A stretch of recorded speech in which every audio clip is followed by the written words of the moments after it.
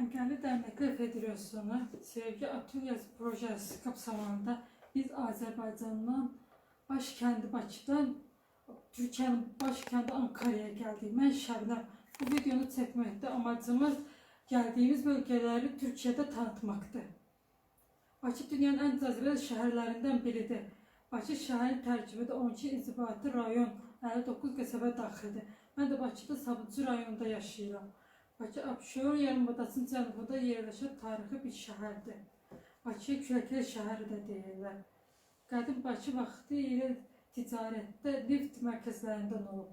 Bakı Xəzər dənizinin batı kıyısında yer aldığı için sənaye, ticarət və kültür mərkəzi olmanın yanı sıra bir liman kimi də tanınmışdır.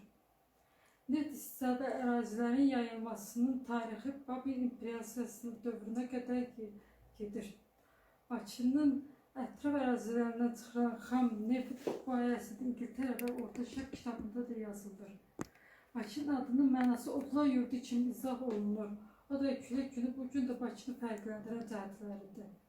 Neftdən başqa Bakı həm də Azərbaycan elmi, təhsil, mədəniyyət və idman mərkəzidir. Ben Sabunçudan geldiğimi dedim. Sabunçu Bakı'nın rayonlarından biridir.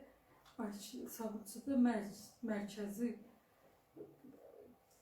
merkez kim gitti? Çoroğlu merkezine yakın olduğu için orada şekilde